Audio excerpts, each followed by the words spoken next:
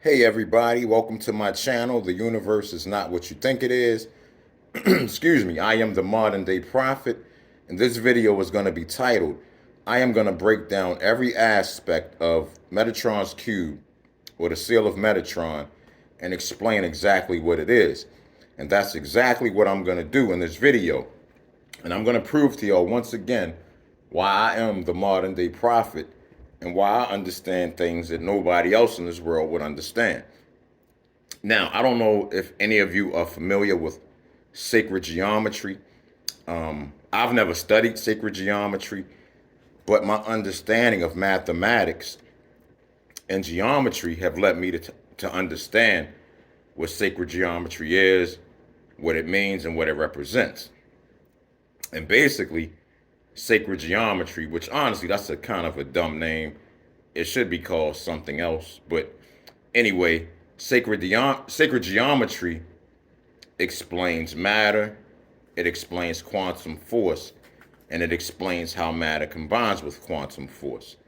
That's what sacred geometry tells you.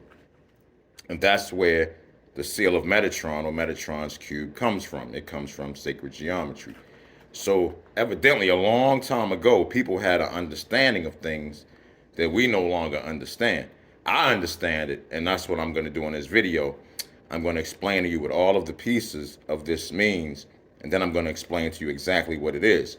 So, let's get on to explaining what this is. Now, first, if you notice, you got 6 outer circles. I'm not going to start with those. I'm going to go inside. You notice there's a hexagon, a 6-sided polygon. And then you see a hexagram inside of that. You know, the 6-pointed star. And then there are 6 inner circles going around the star. And there's also a circle right in the middle of the star. So let's start with those circles. What do the inner circles represent? The inner circles represent quantum force. In sacred geometry, a circle always indicates quantum force. One circle equals one instance of quantum force. So, what is the 6-sided polygon, the hexagon? That is matter. The hexagon represents matter. It's the matter. It's a 6-sided shape, so that represents 6 instances of matter. So what you're saying here is the inner circle is the 6 instances of quantum force combining with the hexagon, the 6-sided polygon, which is matter. So it's a combination of matter and quantum force. Matter and quantum force always has to be equal. The amounts of quantum force always has to be equal to the amount of matter, meaning if there's 6 instances of quantum force, there have to be 6 instances of matter. If it's 5 instances of quantum force, there have to be 5 instances of matter. They always have to be equal. Now, once the 6 instances of matter and quantum force combine, you get the star in the middle, the hexagram, the 6-pointed star. And then the 6 circles that were around the hexagram all combine in the middle of the star. So the star in the middle is now equivalent to the 6 stars that we saw that combined with the hexagon. So after that happens, after the matter combines with the quantum force and the star forms and all of the quantum force goes into the center, then these outer circles form. These outer circles are electrons. Or you can even say they're planets. Electrons or planets, they're the same thing. So if we have 6 instances of matter combining with 6 instances of quantum force, forming a hexagram with all of the quantum force now in the center of the hexagram, and we have these electrons, what does that make this? What the seal of Metatron is, or Metatron's cube actually is, listen to it, get ready. It is a carbon atom. That's what this represents, a carbon atom. That's what sacred geometry represents. When you see matter or equal amounts of matter combining with equal amounts of quantum force and sacred geometry, an atom is going to form. That's what sacred geometry describes. It describes atoms. And One other thing I want you to note is if you notice that the hexagram, all of the points have the outer circles on them. The electrons are on all of those points.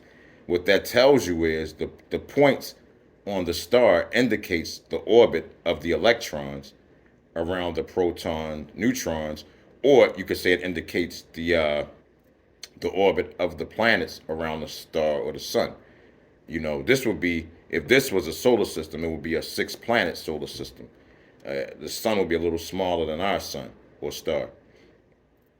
I've also made my own cube. I call it the prophet's cube.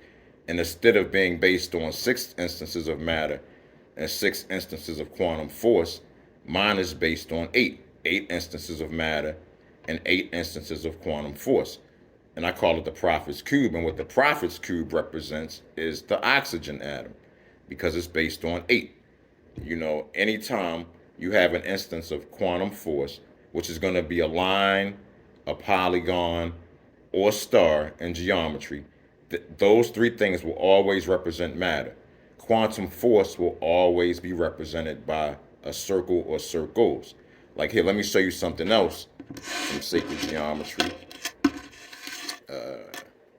This is the lotus.